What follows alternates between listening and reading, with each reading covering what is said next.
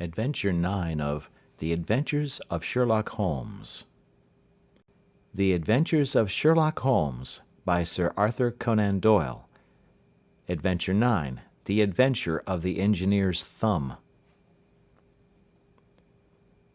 Of all the problems which have been submitted to my friend, Mr. Sherlock Holmes, for solution during the years of our intimacy, there were only two which I was the means of introducing to his notice, that of Mr. Hatherley's thumb, and that of Colonel Warburton's madness.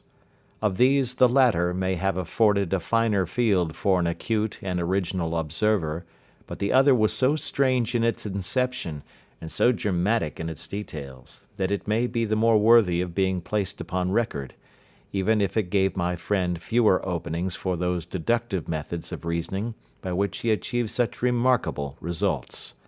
The story has, I believe, been told more than once in the newspapers, but, like all such narratives, its effect is much less striking when set forth en bloc in a single half-column of print than when the facts slowly evolve before your own eyes, and the mystery clears gradually away as each new discovery furnishes a step which leads on to the complete truth. At the time the circumstances made a deep impression upon me, and the lapse of 2 years has hardly served to weaken the effect. It was in the summer of '89, not long after my marriage, that the events occurred which I am now about to summarize. I had returned to civil practice and had finally abandoned Holmes in his Baker Street rooms, although I continually visited him, and occasionally even persuaded him to forego his bohemian habits so far as to come and visit us. My practice had steadily increased, and as I happened to live at no very great distance from Paddington Station, I got a few patients from among the officials. One of these, whom I had cured of a painful and lingering disease, was never weary of advertising my virtues, and of endeavouring to send me on every sufferer over whom he might have any influence. One morning, at a little before 7 o'clock, I was awakened by the maid tapping at the door to announce that 2 men had come from Paddington and were waiting in the consulting room. I dressed hurriedly, for I knew by experience that railway cases were seldom trivial, and hastened downstairs. As I descended, my old ally, the guard, came out of the room and closed the door tightly behind him. "I've got him here," he whispered, jerking his thumb over his shoulder. "He's all right." "What is it, then?" I asked, for his manner suggested that it was some strange creature which he had caged up in my room. "It's a new patient," he whispered. "I thought I'd bring him round myself. Then he couldn't slip away. There he is, all safe and sound. I must go now, doctor. I have my duties just the same as you." And off he went, this trusty toot, without even giving me time to thank him. I entered my consulting room and found a gentleman seated by the table. He was quietly dressed in a suit of heather tweed, with a soft cloth cap which he had laid down upon my books. Round one of his hands he had a handkerchief wrapped, which was mottled all over with blood stains. He was young, not more than 25, I should say, with a strong masculine face, but he was exceedingly pale, and gave me the impression of a man who was suffering from some strong agitation, which it took all his strength of mind to control. "I am sorry to knock you up so early, doctor," said he, "but I have had a very serious accident during the night. I came in by train this morning, and on inquiring at Paddington as to where I might find a doctor, a worthy fellow very kindly escorted me here. I gave the maid a card, but I see that she has left it upon the side table." I took it up and glanced at it. Mr. Victor Hatherley, Hydraulic Engineer, 16A, Victoria Street, 3rd floor. That was the name, style, and abode of my morning visitor. "I regret that I have kept you waiting," said I, sitting down in my library chair. "You are fresh from a night journey, I understand, which is in itself a monotonous occupation." "Oh, my night could not be called monotonous," said he, and laughed. He laughed very heartily, with a high, ringing note, leaning back in his chair and shaking his sides. All my medical instincts rose up against that laugh. "Stop it!" I cried. "Pull yourself together!" And I poured out some water from a carafe. It was useless, however. He was off in one of those hysterical outbursts which come upon a strong nature when some great crisis is over and gone. Presently he came to himself once more, very weary and pale-looking. "I have been making a fool of myself," he gasped. "Not at all. Drink this." I dashed some brandy into the water, and the colour began to come back to his bloodless cheeks. "That's better," said he. "And now, doctor, perhaps you would kindly attend to my thumb, or rather to the place where my thumb used to be?" He unwound the handkerchief and held out his hand. It gave even my hardened nerves a shudder to look at it. There were 4 protruding fingers and a horrid red, spongy surface where the thumb should have been. It had been hacked or torn right out from the roots. "Good heavens!" I cried. "This is a terrible injury. It must have bled considerably." "Yes, it did. I fainted when it was done, and I think that I must have been senseless for a long time. When I came to, I found that it was still bleeding, so I tied one end of my handkerchief very tightly round the wrist and braced it up with a twig." "Excellent. You should have been a surgeon." "It is a question of hydraulics, you see, and came within my own province." "This has been done," said I, examining the wound, "by a very heavy and sharp instrument." "A thing like a cleaver," said he. "An accident, I presume?" "By no means." "What? A murderous attack?" "Very murderous indeed." "You horrify me." I sponged the wound, cleaned it, dressed it, and finally covered it over with cotton wadding and carbolized bandages. He lay back without wincing, though he bit his lip from time to time. "How is that?" I asked when I had finished. "Capital. Between your brandy and your bandage, I feel a new man. I was very weak, but I have had a good deal to go through." "Perhaps you had better not speak of the matter. It is evidently trying to your nerves." "Oh, no, not now. I shall have to tell my tale to the police. But, between ourselves, if it were not for the convincing evidence of this wound of mine, I should be surprised if they believed my statement, for it is a very extraordinary one, and I have not much in the way of proof with which to back it up. And even if they believe me, the clues which I can give them are so vague that it is a question whether justice will be done." "Ha!" cried I. "If it is anything in the nature of a problem which you desire to see solved, I should strongly recommend you to come to my friend, Mr. Sherlock Holmes, before you go to the official police." "Oh, I have heard of that fellow," answered my visitor, "and I should be very glad if he would take the matter up, though of course I must use the official police as well. Would you give me an introduction to him?" "I'll do better. I'll take you round to him myself." "I should be immensely obliged to you." "We'll call a cab and go together. We shall just be in time to have a little breakfast with him. Do you feel equal to it?" "Yes, I shall not feel easy until I have told my story." "Then my servant will call a cab and I shall be with you in an instant." I rushed upstairs, explained the matter shortly to my wife, and in 5 minutes was inside a hansom driving with my new acquaintance to Baker Street. Sherlock Holmes was, as I expected, lounging about his sitting room in his dressing gown, reading the agony column of the Times and smoking his before-breakfast pipe, which was composed of all the plugs and dottles left from his smokes of the day before, all carefully dried and collected on the corner of the mantelpiece. He received us in his quietly genial fashion, ordered fresh rashers and eggs, and joined us in a hearty meal. When it was concluded he settled our new acquaintance upon the sofa, placed a pillow beneath his head, and laid a glass of brandy and water within his reach. "It is easy to see that your experience has been no common one, Mr. Hatherley," said he. "Pray lie down there and make yourself absolutely at home. Tell us what you can, but stop when you are tired and keep up your strength with a little stimulant." "Thank you," said my patient, "but I have felt another man since the doctor bandaged me, and I think that your breakfast has completed the cure. I shall take up as little of your valuable time as possible, so I shall start at once upon my peculiar experiences."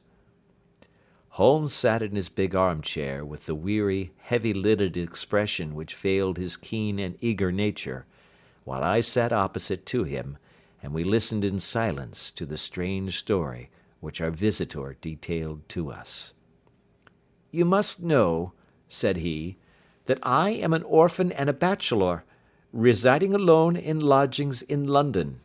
By profession I am a hydraulic engineer, and I have had considerable experience of my work during the 7 years that I was apprenticed to Venner and Matheson, the well-known firm of Greenwich.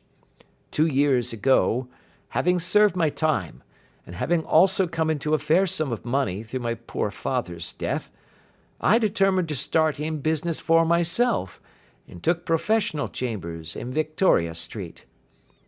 I suppose that everyone finds his first independent start in business a dreary experience. To me, it has been exceptionally so. During 2 years I have had 3 consultations and 1 small job, and that is absolutely all that my profession has brought me. My gross takings amount to £27 10s. Every day, from 9 in the morning until 4 in the afternoon, I waited in my little den, until at last my heart began to sink, and I came to believe that I should never have any practice at all. Yesterday, however, just as I was thinking of leaving the office, my clerk entered to say there was a gentleman waiting, who wished to see me upon business. He brought up a card, too, with the name of Colonel Lysander Stark engraved upon it. Close at his heels came the colonel himself, a man rather over the middle size, but of an exceeding thinness. I do not think that I have ever seen so thin a man. His whole face sharpened away into nose and chin, and the skin of his cheeks was drawn quite tense over his outstanding bones. Yet this emaciation seemed to be his natural habit, and due to no disease, for his eye was bright, his step brisk, and his bearing assured. He was plainly but neatly dressed, and his age, I should judge, would be nearer 40 than 30. "Mr. Hatherley," said he, with something of a German accent, "you have been recommended to me, Mr. Hatherley, as being a man who is not only proficient in his profession, but is also discreet and capable of preserving a secret." I bowed, feeling as flattered as any young man would at such an address. "May I ask who it was who gave me so good a character?" "Well, perhaps it is better that I should not tell you that just at this moment. I have it from the same source that you are both an orphan and a bachelor, and are residing alone in London." "That is quite correct," I answered, "but you will excuse me if I say that I cannot see how all this bears upon my professional qualifications. I understand that it was on a professional matter that you wished to speak to me?" "Undoubtedly so, but you will find that all I say is really to the point. I have a professional commission for you, but absolute secrecy is quite essential. Absolute secrecy, you understand, and of course we may expect that more from a man who is alone than from one who lives in the bosom of his family." "If I promise to keep a secret," said I, "you may absolutely depend upon my doing so." He looked very hard at me as I spoke, and it seemed to me that I had never seen so suspicious and questioning an eye. "Do you promise, then?" said he at last. "Yes, I promise." "Absolute and complete silence before, during, and after? No reference to the matter at all, either in word or writing?" "I have already given you my word." "Very good. He suddenly sprang up, and darting like lightning across the room, he flung open the door. The passage outside was empty. "That's all right," said he, coming back. "I know that clerks are sometimes curious as to their master's affairs. Now we can talk in safety." He drew up his chair very close to mine, and began to stare at me again with the same questioning and thoughtful look. A feeling of repulsion, and of something akin to fear, had begun to rise within me at the strange antics of this fleshless man. Even my dread of losing a client could not restrain me from showing my impatience. "I beg that you will state your business, sir," said I. "My time is of value." Heaven forgive me for that last sentence, but the words came to my lips. "How would 50 guineas for a night's work suit you?" he asked. "Most admirably." "I say a night's work, but an hour's would be nearer the mark. I simply want your opinion about a hydraulic stamping machine which has got out of gear. If you show us what is wrong, we shall soon set it right ourselves. What do you think of such a commission as that?" "The work appears to be light and the pay munificent." "Precisely so. We shall want you to come tonight by the last train." "Where to?" "To Eyford, in Berkshire. It is a little place near the borders of Oxfordshire, and within 7 miles of Reading. There is a train from Paddington which would bring you there at about 11:15. "Very good." "I shall come down in a carriage to meet you." "There is a drive, then?" "Yes, our little place is quite out in the country. It is a good 7 miles from Eyford station." "Then we can hardly get there before midnight. I suppose there would be no chance of a train back. I should be compelled to stop the night." "Yes, we could easily give you a shakedown." "That is very awkward. Could I not come at some more convenient hour?" "We have judged it best that you should come late. It is to recompense you for any inconvenience that we are paying to you, a young and unknown man, a fee which would buy an opinion from the very heads of your profession. Still, of course, if you would like to draw out of the business, there is plenty of time to do so." I thought of the 50 guineas, and of how useful they would be to me. "Not at all," said I. "I shall be very happy to accommodate myself to your wishes. I should like, however, to understand a little more clearly what it is that you wish me to do." "Quite so. It is very natural that the pledge of secrecy which we have exacted from you should have aroused your curiosity. I have no wish to commit you to anything without your having it all laid before you. I suppose that we are absolutely safe from eavesdroppers?" "Entirely." "Then the matter stands thus. You are probably aware that Fuller's earth is a valuable product, and that it is only found in 1 or 2 places in England?" "I have heard so." "Some little time ago I bought a small place, a very small place, within 10 miles of Reading. I was fortunate enough to discover that there was a deposit of Fuller's earth in one of my fields. On examining it, however, I found that this deposit was a comparatively small one, and that it formed a link between 2 very much larger ones upon the right and left, both of them, however, in the grounds of my neighbours. These good people were absolutely ignorant that their land contained that which was quite as valuable as a gold mine. Naturally, it was to my interest to buy their land before they discovered its true value, but unfortunately I had no capital by which I could do this. I took a few of my friends into the secret, however, and they suggested that we should quietly and secretly work our own little deposit, and that in this way we should earn the money which would enable us to buy the neighbouring fields. This we have now been doing for some time, and in order to help us in our operations, we erected a hydraulic press. This press, as I have already explained, has got out of order, and we wish your advice upon the subject.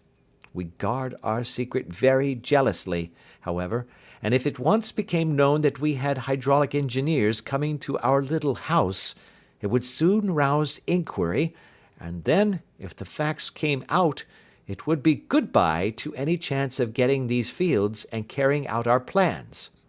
That is why I have made you promise me that you will not tell a human being that you are going to Eyford tonight. I hope that I make it all plain?" "I quite follow you," said I. "The only point which I could not quite understand was, what use you could make of a hydraulic press in excavating fuller's earth, which, as I understand, is dug out like gravel from a pit." "Ah," said he carelessly, "we have our own process. We compress the earth into bricks, so as to remove them without revealing what they are. But that is a mere detail. I have taken you fully into my confidence now, Mr. Hatherley, and I have shown you how I trust you." He rose as he spoke. "I shall expect you, then, at Eyford at 11:15. "I shall certainly be there." "And not a word to a soul." He looked at me with a last long, questioning gaze, and then, pressing my hand in a cold, dank grasp, he hurried from the room. Well, when I came to think it all over in cool blood, I was very much astonished, as you may both think, at this sudden commission which has been entrusted to me. On the one hand, of course, I was glad, for the fee was at least tenfold what I should have asked had I set a price upon my own services, and it was possible that this order might lead to other ones. On the other hand, the face and manner of my patron had made an unpleasant impression upon me, and I could not think that his explanation of the fuller's earth was sufficient to explain the necessity of my coming at midnight, and his extreme anxiety lest I should tell any one of my errand.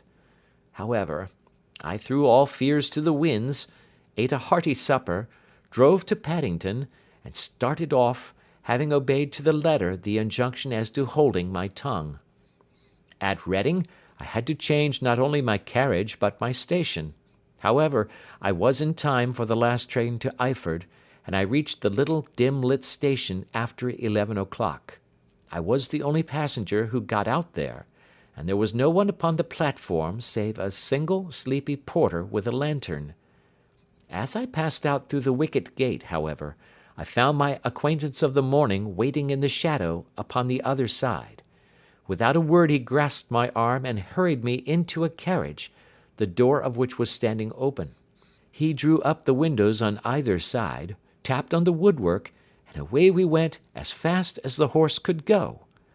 "One horse?" interjected Holmes. "Yes, only one." "Did you observe the colour?" "Yes, I saw it by the side lights when I was stepping into the carriage. It was a chestnut." "Tired looking or fresh?" "Oh, fresh and glossy." "Thank you. I am sorry to have interrupted you. Pray continue your most interesting statement." "Away we went then, and we drove for at least an hour. Colonel Lysander Stark had said that it was only 7 miles, but I should think, from the rate that we seemed to go, and from the time that we took, that it must have been nearer 12. He sat at my side in silence all the time, and I was aware, more than once when I glanced in his direction, that he was looking at me with great intensity. The country road seemed to be not very good in that part of the world, for we lurched and jolted terribly. I tried to look out of the windows to see something of where we were, but they were made of frosted glass, and I could make out nothing save the occasional bright blur of a passing light. Now and then I hazarded some remark to break the monotony of the journey, but the colonel answered only in monosyllables, and the conversation soon flagged. At last, however, the bumping of the road was exchanged for the crisp smoothness of a gravel drive, and the carriage came to a stand. Colonel Lysander Stark sprang out, and, as I followed after him, pulled me swiftly into a porch which gaped in front of us. We stepped, as it were, right out of the carriage and into the hall, so that I failed to catch the most fleeting glance of the front of the house. The instant that I had crossed the threshold the door slammed heavily behind us, and I heard faintly the rattle of the wheels as the carriage drove away. It was pitch dark inside the house, and the Colonel fumbled about looking for matches and muttering under his breath. Suddenly a door opened at the other end of the passage, and a long, golden bar of light shot out in our direction. It grew broader, and a woman appeared with a lamp in her hand, which she held above her head, pushing her face forward and peering at us. I could see that she was pretty, and from the gloss with which the light shone upon her dark dress, I knew that it was a rich material. She spoke a few words in a foreign tongue, in a tone as though asking a question, and when my companion answered in a gruff monosyllable, she gave such a start that the lamp nearly fell from her hand. Colonel Stark went up to her, whispered something in her ear, and then, pushing her back into the room from whence she had come, he walked towards me again with the lamp in his hand. "Perhaps you will have the kindness to wait in this room for a few minutes," said he, throwing open another door. It was a quiet, little, plainly furnished room, with a round table in the centre, on which several German books were scattered. Colonel Stark laid down the lamp on the top of a harmonium beside the door. "I shall not keep you waiting an instant," said he, and vanished into the darkness. I glanced at the books upon the table, and in spite of my ignorance of German I could see that 2 of them were treatises on science, the others being volumes of poetry. Then I walked across to the window, hoping that I might catch some glimpse of the countryside, but an oak shutter, heavily barred, was folded across it. It was a wonderfully silent house. There was an old clock ticking loudly somewhere in the passage, but otherwise everything was deadly still. A vague feeling of uneasiness began to steal over me. Who were these German people, and what were they doing living in this strange, out-of-the-way place? And where was the place? I was 10 miles or so from Eyford, that was all I knew, but whether north, south, east, or west, I had no idea. For that matter, Reading, and possibly other large towns, were within that radius, so the place might not be so secluded after all. Yet it was quite certain, from the absolute stillness, that we were in the country. I paced up and down the room, humming a tune under my breath to keep up my spirits, and feeling that I was thoroughly earning my 50-guinea fee. Suddenly, without any preliminary sound in the midst of the utter stillness, the door of my room swung slowly open. The woman was standing in the aperture, the darkness of the hall behind her, the yellow light from my lamp beating upon her eager and beautiful face. I could see at a glance that she was sick with fear, and the sight sent a chill to my own heart. She held up one shaking finger to warn me to be silent, and she shot a few whispered words of broken English at me, her eyes glancing back, like those of a frightened horse, into the gloom behind her. "I would go," said she, trying hard, as it seemed to me, to speak calmly. "I would go. I should not stay here. There is no good for you to do." "But, madam," said I have not yet done what I came for. I cannot possibly leave until I have seen the machine." "It is not worth your while to wait," she went on. "You can pass through the door. No one hinders." And then, seeing that I smiled and shook my head, she suddenly threw aside her constraint and made a step forward, with her hands wrung together. "For the love of heaven," she whispered, "get away from here before it is too late." But I am somewhat headstrong by nature, and the more ready to engage in an affair when there is some obstacle in the way. I thought of my 50-guinea fee, of my wearisome journey, and of the unpleasant night which seemed to be before me. Was it all to go for nothing? Why should I slink away without having carried out my commission, and without the payment which was my due? This woman might, for all I knew, be a monomaniac. With a stout bearing, therefore, though her manner had shaken me more than I cared to confess, I still shook my head, and declared my intention of remaining where I was. She was about to renew her entreaties, when a door slammed overhead, and the sound of several footsteps was heard upon the stairs. She listened for an instant, threw up her hands with a despairing gesture, and vanished as suddenly and as noiselessly as she had come.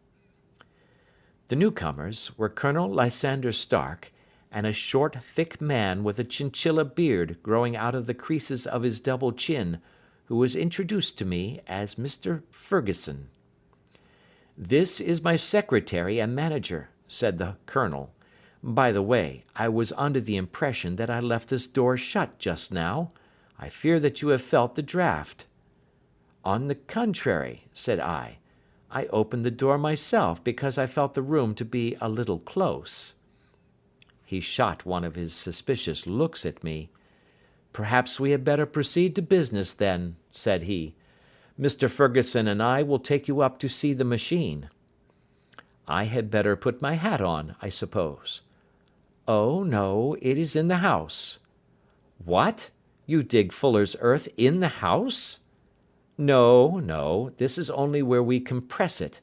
But never mind that.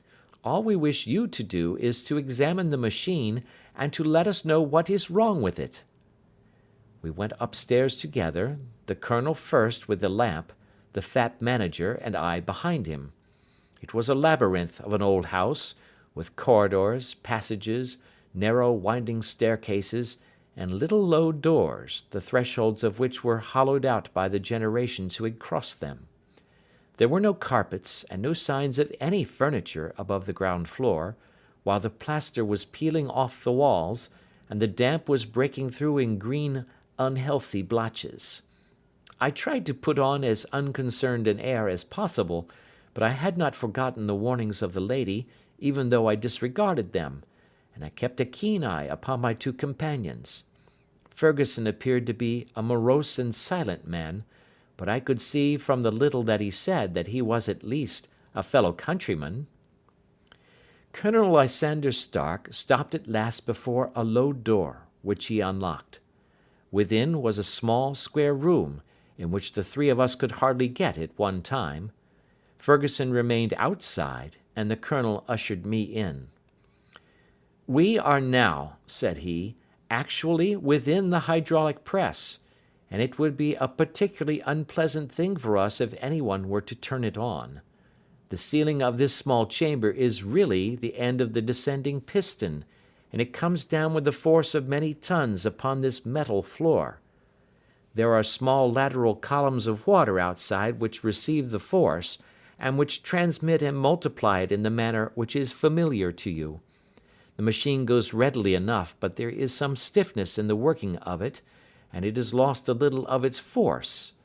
Perhaps you will have the goodness to look it over, and to show us how we can set it right." I took the lamp from him, and I examined the machine very thoroughly. It was, indeed, a gigantic one, and capable of exercising enormous pressure. When I passed outside, however, and pressed down the levers which controlled it, I knew at once by the whishing sound that there was a slight leakage, which allowed a regurgitation of water through one of the side cylinders. An examination showed that one of the india rubber bands which was round the head of a driving rod had shrunk so as to not quite fill the socket along which it worked. This was clearly the cause of the loss of power, and I pointed it out to my companions, who followed my remarks very carefully and asked several practical questions as to how they should proceed to set it right.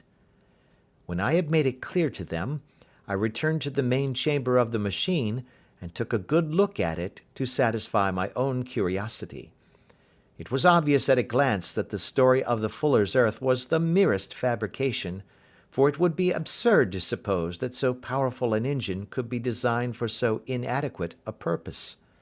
The walls were of wood, but the floor consisted of a large iron trough, and when I came to examine it, I could see a crust of metallic deposit all over it. I had stooped and was scraping at this to see exactly what it was, when I heard a muttered exclamation in German, and saw the cadaverous face of the colonel looking down at me. "What are you doing there?" he asked. I felt angry at having been tricked by so elaborate a story as that which he had told me. "I was admiring your fuller's earth," said I. "I think that I should be better able to advise you as to your machine if I knew what the exact purpose was for which it was used." The instant that I uttered the words, I regretted the rashness of my speech. His face set hard, and a baleful light sprang up in his grey eyes. "Very well," said he, "you shall know all about the machine." He took a step backward, slammed the little door, and turned the key in the lock. I rushed towards it and pulled at the handle, but it was quite secure, and did not give in the least to my kicks and shoves. "Hello!" I yelled. "Hullo! Colonel, let me out!" And then suddenly in the silence, I heard a sound which set my heart into my mouth. It was the clank of the levers and the swish of the leaking cylinder. He had set the engine at work. The lamp still stood upon the floor where I had placed it when examining the trough. By its light I saw that the black ceiling was coming down upon me, slowly, jerkily, but, as none knew better than myself, with a force which must within a minute grind me to a shapeless pulp. I threw myself screaming against the door, and dragged with my nails at the lock. I implored the colonel to let me out, but the remorseless clanking of the levers drowned my cries. The ceiling was only a foot or two above my head, and with my hand upraised I could feel its hard, rough surface. Then it flashed through my mind that the pain of my death would depend very much upon the position in which I met it.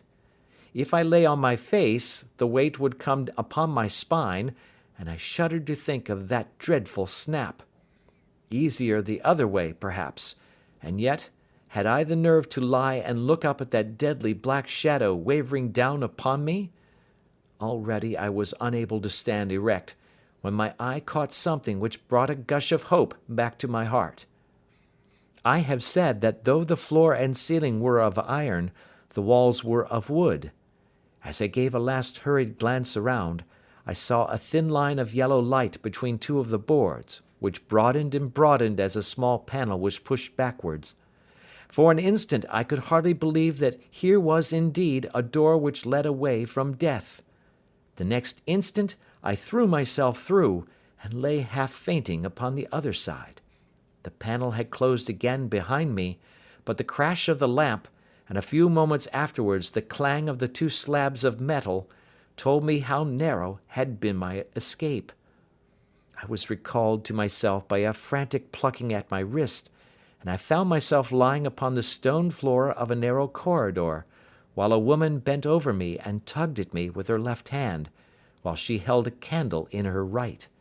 It was the same good friend whose warning I had so foolishly rejected.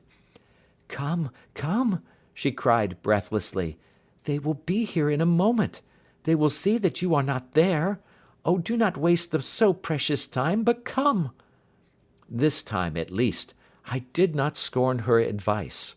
I staggered to my feet, and ran with her along the corridor and down a winding stair. The latter led to another broad passage, and just as we reached it we heard the sound of running feet and the shouting of two voices, one answering the other from the floor on which we were, and from the one beneath. My guide stopped and looked about her like one who is at her wit's end. Then she threw open a door which led into a bedroom, through the window of which the moon was shining brightly. "It is your only chance," said she. "It is high, but it may be that you can jump it." As she spoke, a light sprang into view at the further end of the passage, and I saw the lean figure of Colonel Lysander Stark rushing forward with a lantern in one hand and a weapon like a butcher's cleaver in the other. I rushed across the bedroom, flung open the window, and looked out. How quiet and sweet and wholesome the garden looked in the moonlight, and it could not be more than 30 feet down. I clambered out upon the sill, but I hesitated to jump until I should have heard what passed between my saviour and the ruffian who pursued me. If she were ill used, then at any risks I was determined to go back to her assistance. The thought had hardly flashed through my mind before he was at the door, pushing his way past her, and she threw her arms round him and tried to hold him back. "Fritz, Fritz," she cried in English, "remember your promise after the last time. You said it should not be again. He will be silent. Oh, he will be silent!" "You are mad, Elise," he shouted, struggling to break away from her. "You will be the ruin of us. He has seen too much. Let me pass, I say." He dashed her to one side, and rushing to the window, cut at me with his heavy weapon. I had let myself go, and was hanging by the hands to the sill, when his blow fell. I was conscious of a dull pain, my grip loosened, and I fell into the garden below. I was shaken, but not hurt by the fall, so I picked myself up and rushed off among the bushes as hard as I could run, for I understood that I was far from being out of danger yet. Suddenly, however, as I ran, a deadly dizziness and sickness came over me. I glanced down at my hand, which was throbbing painfully, and then for the first time saw that my thumb had been cut off, and that the blood was pouring from my wound. I endeavoured to tie my handkerchief round it, but there came a sudden buzzing in my ears, and next moment I fell in a dead faint among the rose bushes. How long I remained unconscious, I cannot tell. It must have been a very long time, for the moon had sunk, and a bright morning was breaking when I came to myself. My clothes were all sodden with dew, and my coat sleeve was drenched with blood from my wounded thumb. The smarting of it recalled in an instant all the particulars of my night's adventure, and I sprang to my feet with the feeling that I might hardly yet be safe from my pursuers. But to my astonishment, when I came to look round me, neither house nor garden were to be seen. I had been lying in an angle of the hedge close by the high road, and just a little lower down was a long building, which proved, upon my approaching it, to be the very station at which I had arrived upon the previous night. Were it not for the ugly wound upon my hand, all that had passed during those dreadful hours might have been an evil dream. Half dazed, I went into the station and asked about the morning train. There would be one to Reading in less than an hour. The same porter was on duty, I found, as had been there when I arrived. I inquired of him whether he had ever heard of Colonel Lysander Stark. The name was strange to him. Had he observed a carriage the night before waiting for me? No, he had not. Was there a police station anywhere near? There was one about 3 miles off. It was too far for me to go, weak and ill as I was. I determined to wait until I got back to town before telling my story to the police. It was a little past 6 when I arrived, so I went first to have my wound dressed, and then the doctor was kind enough to bring me along here. I put the case into your hands, and shall do exactly what you advise." We both sat in silence for some little time after listening to this extraordinary narrative. Then Sherlock Holmes pulled down from the shelf one of the ponderous commonplace books in which he placed his cuttings. "Here is an advertisement which will interest you," said he. "It appeared in all the papers about a year ago. Listen to this. Lost, on the 9th instant, Mr. Jeremiah Hayling, aged 26, a hydraulic engineer. Left his lodgings at 10 o'clock at night, and has not been heard of since.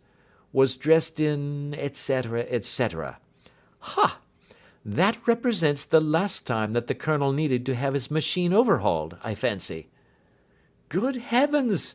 cried my patient. "Then that explains what the girl said." "Undoubtedly. It is quite clear that the Colonel was a cool and desperate man, who was absolutely determined that nothing should stand in the way of his little game, like those out-and-out pirates who will leave no survivor from a captured ship. Well, every moment now is precious, so if you feel equal to it, we shall go down to Scotland Yard at once as a preliminary to starting for Eyford." Some 3 hours or so afterwards we were all in the train together, bound from Reading to the little Berkshire village. There were Sherlock Holmes, the hydraulic engineer, Inspector Bradstreet of Scotland Yard, a plain-clothes man, and myself. Bradstreet had spread an ordnance map of the county out upon the seat, and was busy with his compasses drawing a circle with Eyford for its centre. "There you are," said he.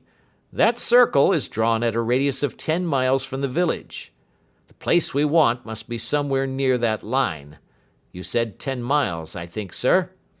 "It was an hour's good drive." "And you think that they brought you back all that way when you were unconscious?" "They must have done so. I have a confused memory, too, of having been lifted and conveyed somewhere." "What I cannot understand," said I, "is why they should have spared you when they found you lying fainting in the garden. Perhaps the villain was softened by the woman's entreaties." "I hardly think that likely. I never saw a more inexorable face in my life." "Oh, we shall soon clear up all that," said Bradstreet. "Well, I have drawn my circle, and I only wish I knew at what point upon it the folk that we are in search of are to be found." "I think I could lay my finger on it," said Holmes quietly. "Really now," cried the inspector, "you have formed your opinion. Come now, we shall see who agrees with you. I say it is south, for the country is more deserted there." "And I say east," said my patient. "I am for west," remarked the plain-clothes man. "There are several quiet little villages up there." "And I am for north," said I, "because there are no hills there, and our friend says he did not notice the carriage go up any." "Come," cried the inspector, laughing, "it's a very pretty diversity of opinion. We have boxed the compass among us. Who do you give your casting vote to?" "You are all wrong." "But we can't all be." "Oh, yes, you can. This is my point." He placed his finger in the center of the circle. "This is where we shall find them." "But the 12-mile drive?" gasped Hatherley. 6 out and 6 back. Nothing simpler. You say yourself that the horse was fresh and glossy when you got in. How could it be that it had gone 12 miles over heavy roads?"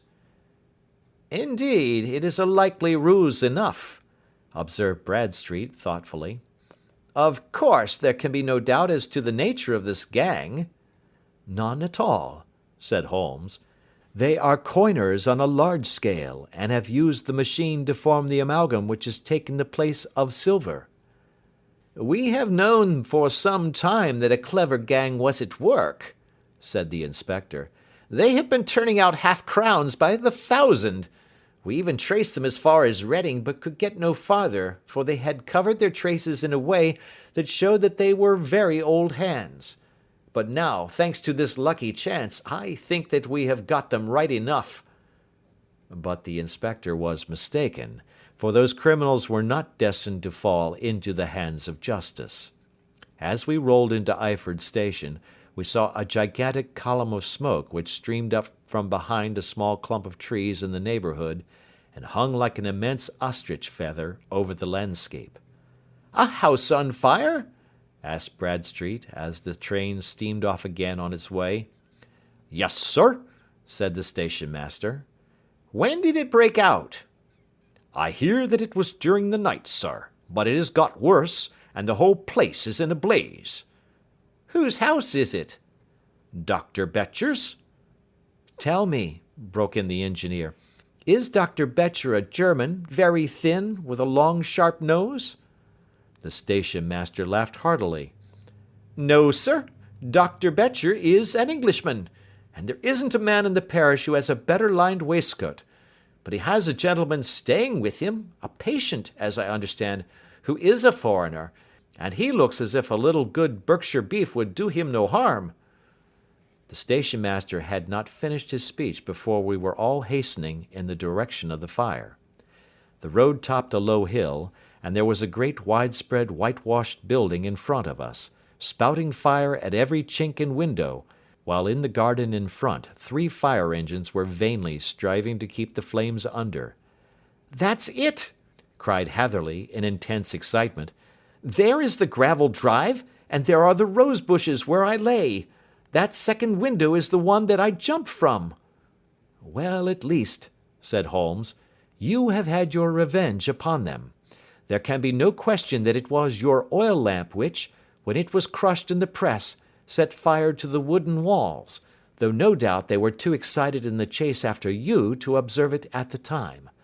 Now keep your eyes open in this crowd for your friends of last night, though I very much fear that they are a good 100 miles off by now." And Holmes's fears came to be realized, for from that day to this no word has ever been heard either of the beautiful woman, the sinister German, or the morose Englishman. Early that morning a peasant had met a cart containing several people and some very bulky boxes driving rapidly in the direction of Reading, but there all traces of the fugitives disappeared, and even Holmes's ingenuity failed ever to discover the least clue as to their whereabouts. The firemen had been much perturbed at the strange arrangements which they had found within, and still more so by discovering a newly severed human thumb upon a window-sill of the second floor. About sunset, however, their efforts were at last successful, and they subdued the flames, but not before the roof had fallen in, and the whole place been reduced to such absolute ruin that, save some twisted cylinders and iron piping, not a trace remained of the machinery which had cost our unfortunate acquaintance so dearly. Large masses of nickel and of tin were discovered stored in an outhouse, but no coins were to be found, which may have explained the presence of those bulky boxes which have been already referred to. How our hydraulic engineer had been conveyed from the garden to the spot where he recovered his senses might have remained forever a mystery were it not for the soft mould, which told us a very plain tale. He had evidently been carried down by two persons, one of whom had remarkably small feet, and the other unusually large ones. On the whole, it was most probable that the silent Englishman, being less bold or less murderous than his companion, had assisted the woman to bear the unconscious man out of the way of danger.